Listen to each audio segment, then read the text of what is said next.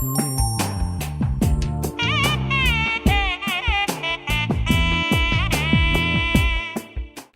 TV நேயர்கள் அனைவருக்கும் திருவண்ணாமலை ஆனந்தாழ்வாரின் இனிய காலை வணக்கம்.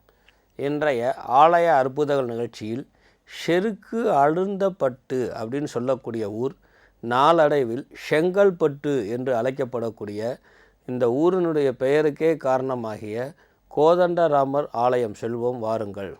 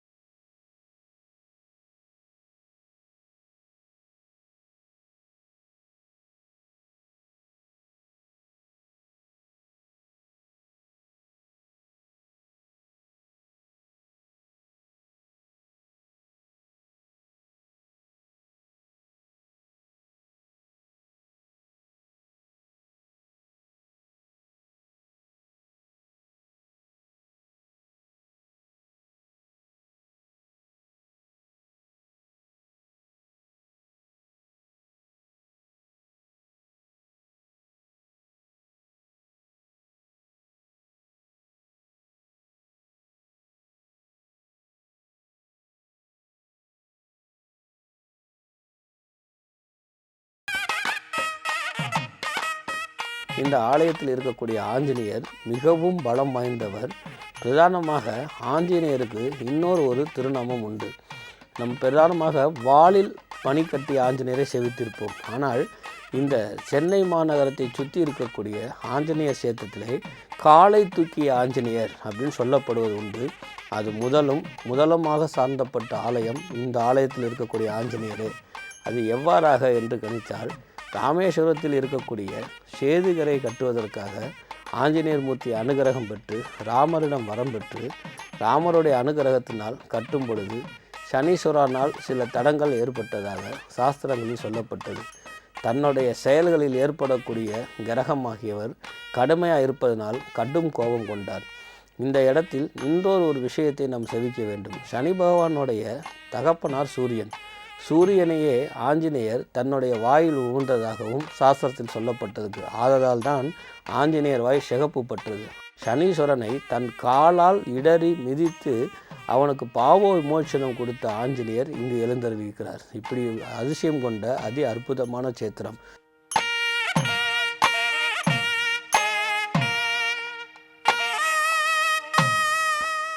பொதுவாக கண்டகச்சனி அப்படின்னு சொல்வதும் 7.5 சனி சொல்கிறவர்களும் இந்த ஆஞ்சநேயரை புதன் மற்றும் சனிக்கிழமை வேளையில் வழிபடும் பொழுது அந்த எவ்விதமான பரிகாரமும் இன்றி இந்த ஆஞ்சநேயரோட அனுகிரகத்தினால் கண்டகச்சனி தன் வாழ்க்கையில் ஏற்படக்கூடிய கண்டத்தை நிவர்த்தி பண்ணக்கூடியவர் இந்த ஆஞ்சநேயர். 7.5 சனி அப்படிங்கிறது அது எப்பேறு வகை சனியாக இருந்தாலும் 7.5 சனியை பிரிவாக பிரிப்பார்கள். எவ்வகையில் பிரிக்கப்பட்டிருந்தாலும் இந்த ஆஞ்சநேயரை வணங்கும் பொழுது உள்ளே இருக்கக்கூடிய ராமருடைய அனுகிரகத்தினால் இந்த சனி பகவான் விலகி 7.5 ஒன்றும் இல்லை, ஏற்றமான வாழ்வே தருவேன், நீ வணங்கக்கூடிய ஆஞ்சநேயருக்கு இது நான் அடிபடுகிறேன் என்று சொல்லக்கூடிய அமைப்பு உள்ள இந்த ஆஞ்சநேயர் இத்தலத்தில் ஒட்டுமில்லை, வேறு எங்குமே கிடையாது. அவ்வளோ அதிசயமும் அற்புதம் வாய்ந்த இந்த ஆலயத்தை சேவித்து கொண்டிருக்கும் பொழுது இங்கே இருக்கக்கூடிய ராமர் பொதுவாக வில்லு கையில் வைத்திருப்பார். வில்லுக்கும் ராமருக்கும் தொடர்பு உண்டு. வில் அப்படிங்கிறது நம் வாழ்க்கையில் வளைந்து கொடுக்கக்கூடிய தன்மை வேண்டும், இல்லாட்டினால் ஒழிக்கப்படுவாய் அப்படிங்கிறது தான் அந்த வில்லினுடைய காரத்துவம். ஆக மனித வாழ்க்கையில் வளைந்து கொடுக்க வேண்டும், அப்போ தான் தர்மசீலராக இருக்க முடியும். தர்மவான் அப்படின்னா இருக்கணும்னா எவ்வகை சூழ்நிலைக்கும் வளைந்து கொடு அப்படின்னு சொல்லாமல் சொல்லும் உணர்த்தும் காவியம் ராமாயணம். இந்த ராமருடைய அனுகிரகம் பிரதானமாக ராம நவமி அப்படின்னு பேர்.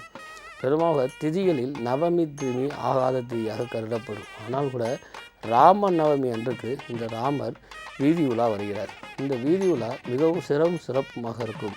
அதேபோல் இங்கு எழுந்தருளி கொடுக்கக்கூடிய வரதராஜர் கருட சேவையில் வர முடிகிறார். இது என்ன அதிசயம், வரதராஜரே கருட சேவை தானே அப்படின்னு நம்ம எண்ணக்கூடிய சமயத்தில் வெள்ளி சுக்கிரனுக்கு அதிபதியாக கருதப்படுகிறது. அந்த வெள்ளி கருட வாகனமாக ஏற்கப்படுகிறது. பொதுவாக வெள்ளியில் ஒரு திருவிளக்கோ உருவங்களோ செயல்படுத்தும் பொழுது ஸ்லோகங்களும் மந்திரங்களும் சொன்னால்தான் அந்த உருவ அமைப்பு வரும். இதை பத்தர்கள் இன்றும் நன்கு அறிவார்கள்.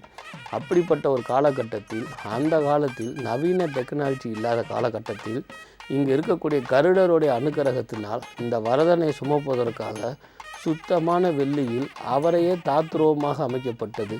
என்ன அதிசயம் என்றால், பிரதானமாக சுக்கிரனுக்கு அதிபதியான வெள்ளியும் அதில் இருக்கக்கூடிய கருடன், பிறருடைய பாவத்தை நிவர்த்தி பண்ணக்கூடிய கருடனும் வரங்கரை எல்லாம் வாரி வழங்கக்கூடிய வரதராஜரும் ஒரு சேர எவ்வகை திதியில் வருகிறார், ஏகம் அப்படின்னு சொல்லக்கூடிய ஏகாதேசி அன்னைக்கு நமக்கு காட்சி கொடுக்கிறார். இந்த ஏகாதேசிக்கு இந்த வெள்ளி கருட சேவ வரதராஜரை சேவிக்கும் பொழுது இப்பிறவியில் அல்லாமல் எப்பிறவியிலையும் பணத்தட்டுப்பாடு இல்லாத அமைப்பை கொடுக்கக்கூடிய 108 திவ்ய தேசங்களிலும் இல்லாத ஒரு அதிசயமான ஒரு அமைப்பு கொண்டது. ஆததால் தான் இதை கட்டிய ராஜாவுக்கு, திம்மராஜாவுக்கு தன்னுடைய வாழ்நாள் முழுவதும் வாழ்க்கையில் வற்றாத செல்வம் இருந்து கொண்டதாக சாஸ்திரத்தில் சொல்லப்பட்டிருக்குது. அப்பேற்பட்ட அதிசயமான இந்த கருட சேவை வைகுண்ட ஏகாதேசி அன்றைக்கு வருது. பிரதானமாக வைகுண்ட ஏகாதேசி அன்று பரமபதர் வாசலை மிதித்தால் மோட்சம் அல்லது தன்னுடைய பாவங்கள் தீர்க்கப்படுகிறது அப்படின்னு நம்ம சாஸ்திரத்தில் அறிவோம்.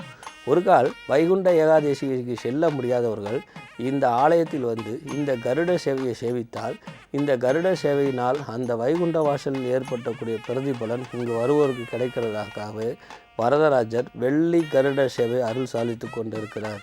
பழமையும் தொன்மையும் வாய்ந்த கலநீயத்தோடு இருக்கக்கூடிய இந்த ஆலயத்தில் சீதா சமேதர லட்சுமி நரசிம்மர், இதில் லட்சுமணரை நாம் பாவிக்கிறோம். லட்சுமணராகப்பட்டவர் ஒரு யுகத்தில் ஆதிசேஷனாகவும் ஒரு யுகத்தில் ராமானுஜராகவும் இருக்கிறதாக சாஸ்திரத்தில் சொல்லப்பட்டது. ஆனால் இங்கு இருக்கக்கூடிய லட்சுமணர் சிரித்த முகத்துடன், ராமருக்கு தம்பி என்ற திருநாமத்தை கொண்ட லட்சுமணர் சிரித்த முகத்துடன் காட்சி கொள்கிறார். பிரதானமாக ராமர் கோயிலுக்கு செல்லும் பொழுது ராமருக்கு மட்டும் நம் தேங்காய் பழம் உடைப்பது அல்ல, ராமர், சீதா, லட்சுமணர், பாதத்தில் இருக்கக்கூடிய ஆஞ்சநேயர், இவா எல்லாத்துக்கும் சேர்த்து தான் தேங்காய் பழம் உடைப்பது உண்டு.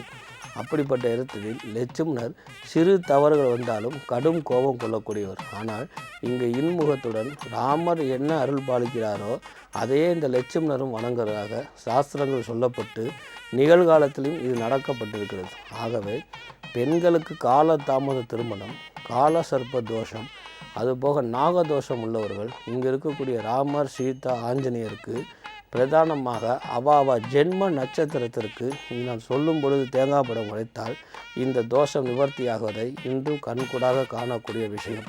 ஏன்னால் ஒவ்வொன்றுக்கும் ஒவ்வொரு சேத்திரம் இருந்தாலும் ஒட்டுமொத்த பிரதானமாகவே ராகுவையும் நாகதோஷத்தையும் சனீஸ்வரனையும் நிவர்த்தி பண்ணக்கூடிய அதி அற்புதமான ஆலயம் நாம் சேவித்து கொண்டிருக்கக்கூடிய இந்த செங்கல்பட்டு அப்படிங்கிற திருநாமத்தை கொண்ட இந்த ஊருக்கு பெயர் வருவதற்கே இந்த ராமர் கோயில் தான் காரணங்கிறதை நாம் ஜெயால் டிவி வாயிலாக அறிந்து கொண்டு ராமரையும் சீதா லட்சுமியும் சீதாவை பற்றி சொல்லும் பொழுது பிறருடைய பாவங்களை தீர்ப்பதற்காக ராமபிரானிடம் வேண்டுபவள் தான் சீதா, பிறருடைய கஷ்டங்களை தீர்க்குவதனால் பிராட்டியார் அப்படின்னு ஒரு திருநாமம் உண்டு.